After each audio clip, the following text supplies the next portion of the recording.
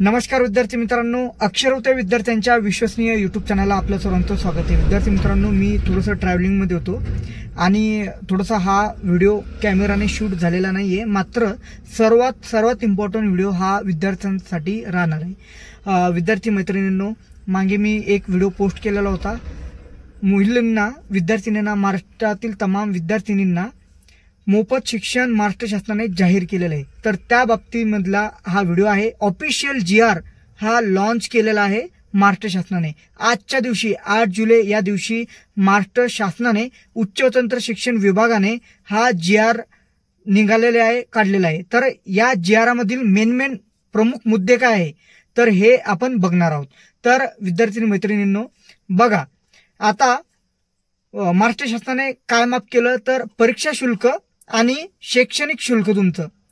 तर परीक्षा शुल्क आणि शैक्षणिक शुल्क हे दोन तुमचं माफ केलेलं आहे। साधारण मी जसं मागच्या व्हिडिओमध्ये उदाहरण दिलं होतं, एक ओबीसी विद्यार्थिनी आहे, तिला जर 80,000 टोटल फीज कॉलेजची पे करावं लागते, तर 40,000 त्यामधलं स्कॉलरशिप आहे तिला आणि 40,000 तिला पे करावं लागते। ओबीसी कॅन्डिडेट जर फार्मसीला किंवा इंजिनिअरिंगला तिचा प्रवेश असेल तर तिला 40,000 पे करावं लागतात आणि 40,000 जे आहे ते शासन स्कॉलरशिप देते। मात्र आता 100% तुम्हाला परीक्षा शुल्क त्यानंतर शिक्षा शुल्क हे माफ करण्यात आलेले महाराष्ट्र शासनातर्फे। त्यामुळे आता तुम्हाला किती पे करावं लागेल, तर हार्ड 10,000 रुपयाच्या वरती 1 रुपया तुम्हाला पे करावं लागणार नाही माझ्या कॅल्क्युलेशन नुसार। आता बघूया आपण GR मध्ये काय काय नमूद केलेलं आहे। बाजूला तुम्ही GR बघत असाल, यामध्ये मी मेन पॉईंट घेते फक्त, कारण सर्व GR वाचायला गेलो तर खूप जास्त वेळ लागून देईल।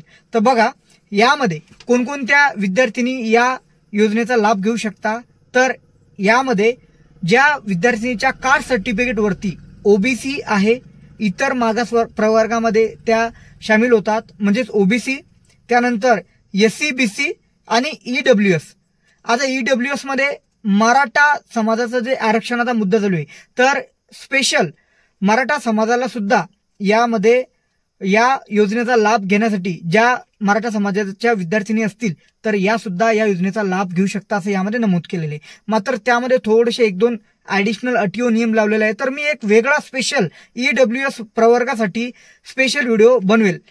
तर ओबीसी, SC BC आणि EWS ज्या विद्यार्थिनी या कास्टच्या अंतर्गत, या प्रवर्गाअंतर्गत येतात, ज्यांच्या कास्ट सर्टिफिकेट वरती लिहिलेलं आहे, त्या सर्वच्या सर्व विद्यार्थिनींना शासनाने मोफत शिक्षण अनाऊन्स केलेलं आहे।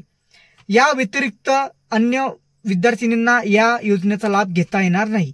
आता तुम्ही म्हणाल SC आणि ST कॅटेगरी यामध्ये का बरं नमूद नाही केली? ऑलरेडी SC आणि ST कॅटेगरीला 100% सवलत आहे, त्यामुळे यामध्ये हा प्रवर्ग यामध्ये नमूद केलेला नाहीये। मात्र ओपन प्रवर्गासाठी थोडंसं मी चिंता व्यक्त करतो, ओपन प्रवर्ग यामध्ये असायला पाहिजे होता। त्यानंतर दुसरी अट काय, आता ही झाली कास्टची अट। आता आली उत्पन्न किती नाही पाहिजे। 8 लाखापेक्षा उत्पन्न तुमचं जास्त असायला नको, 8 लाखाच्या आतमध्येच तुमचं उत्पन्न असायला पाहिजे। आणखी एक मागील कमेंट विद्यार्थ्यांनी केला होता की सर, आम्ही डोनेशन दिलेलं आहे, आम्ही मॅनेजमेंट थ्रू ऍडमिशन घेतलेले आहे, तर आम्हाला या योजनेचा लाभ घेतला जाईल का? तर नाही, तुम्हाला ओपन म्हणजे मॅनेजमेंट किंवा डोनेशन देऊन ज्या विद्यार्थ्यांनी ऍडमिशन घेतलेले तर त्यांना या योजनेचा लाभ घेतला जाणार नाही। या योजनेचा लाभ फक्त आणि फक्त कॅप राऊंड थ्रू ज्या विद्यार्थ्यांचा नंबर लागलेला आहे, मग ते गव्हर्नमेंट कॉलेज असो, ते प्रायव्हेट कॉलेज असो, सेमी गव्हर्नमेंट कॉलेज असो, सर्व कॉलेज वरती या योजनेचा लाभ घेतला जाईल। मात्र फक्त काय, डोनेशन किंवा मॅनेजमेंट थ्रू तुम्हाला ज्या विद्यार्थ्यांनी ऍडमिशन घेतलेले त्यांच्यासाठी ही स्कीम लागू राहणार नाही, त्यांना पूर्ण फी कॉलेजला पे करावं लागेल। त्यानंतर आणखी एक प्रश्न, आता ही जी योजना, आता तुम्ही म्हणाल विद्यार्थी की आता यावर्षी लागू झाली तर त्यामुळे नवीन जे ऍडमिशन आहे त्यांच्यासाठीच लागू आहे का? तर असं काही नाही। जे विद्यार्थी आता नुकतेच 12वी झाले, फर्स्ट इयरला ऍडमिशन घेत आहे, कोणतेही असो, इंजिनिअरिंग असो, फार्मसी असो, मेडिकलची लाईन असो, BSc ॲग्री असो, कोणत्याही लाईनला, BTech असो, बॅचलर ऑफ आर्किटेक्चर असो, कोणत्याही तुम्ही फॅकल्टीला ऍडमिशन घेत असाल तर सर्वांसाठी लागू आहे। फर्स्ट इयरसाठी लागू आहे, ऑलरेडी जे सेकंड इयरला आहे त्यांच्यासाठी लागू आहे, जे थर्ड इयरला आहे त्यांच्यासाठी लागू आहे, जे फायनल इयरला ज्या विद्यार्थिनी आहेत त्यांच्यासाठी सुद्धा लागू आहे हा GR। आता विद्यार्थिनींनो, मैत्रिणींनो, हा सर्व मी जे GR मध्ये नमूद केलेले पॉईंट ते सर्वच्या सर्व तुम्हाला सांगितले शॉर्टमध्ये, कारण GR खूप मोठा दिलेला आहे, बट मी एक शॉर्टमध्ये मेन पॉईंट तुमच्यासाठी काढले आणि ते तुम्हाला एक्सप्लेन केले.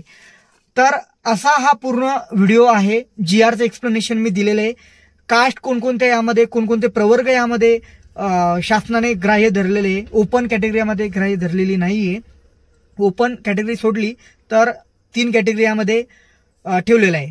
तर असा हा महत्त्वपूर्ण व्हिडिओ होता. आता हा आणखी जर काही तुम्हाला डाऊट असतील तर मला कमेंट करा. मी निश्चित प्रकारे पूर्ण कमेंटचा एक व्हिडिओ बनवेल की आणखी यामध्ये कशा प्रकारे तुमच्या कमेंटचं किंवा तुमच्या प्रश्नांचं उत्तर मी देऊ शकेल. तर ते नेक्स्ट व्हिडिओ मी नक्की देण्याचा प्रयत्न करेल. थोडंसं माफ करा, थोडीशी क्वालिटी व्हिडिओची थोडी ब्लर असेल, मात्र कंटेंट 100% हे छान आहे. त्यामुळे हा जो व्हिडिओ आहे तो मॅक्झिमम व्हिडिओ शेअर करा प्रत्येक ग्रुपवरती. आणि जे कॉलेज मध्ये म्हणतात ना की नाही लवकरात लवकर फीज पे करा, फीज लवकरात लवकर आणा, तर हा व्हिडिओ त्यांना दाखवा.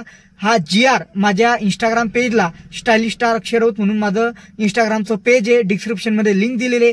त्या पेजला मी अपलोड केलेला आहे, सोबतच टेलिग्राम ग्रुपला अपलोड केलेला आहे. त्यामुळे लवकरात लवकर हा GR सुद्धा तुम्ही कॉलेजला दाखवू शकता, हा व्हिडिओ सुद्धा कॉलेजला दाखवू शकता. जेही कॉलेज ही अंमलबजावणी करणार नाही त्यावरती स्ट्रिक्ट ऍक्शन सुद्धा महाराष्ट्र शासन घेण्याच्या मोडवरती आहे, कारण लगेच 4 महिन्यानंतर विधानसभेच्या निवडणूक आहे. त्यामुळे मॅक्झिमम विद्यार्थिनींनी फायदा या योजनेचा करून घ्या अशी माझी विनंती. आणि मॅक्झिमम विद्यार्थिनींनी ऍडमिशन आपलं वाढवा आणि समोर जावं अशी माझी विनंती आहे. चॅनलला सबस्क्राईब केल्याशिवाय मात्र जाऊ नका अशी माझी विनंती. भेटूया नेक्स्ट व्हिडिओमध्ये. धन्यवाद.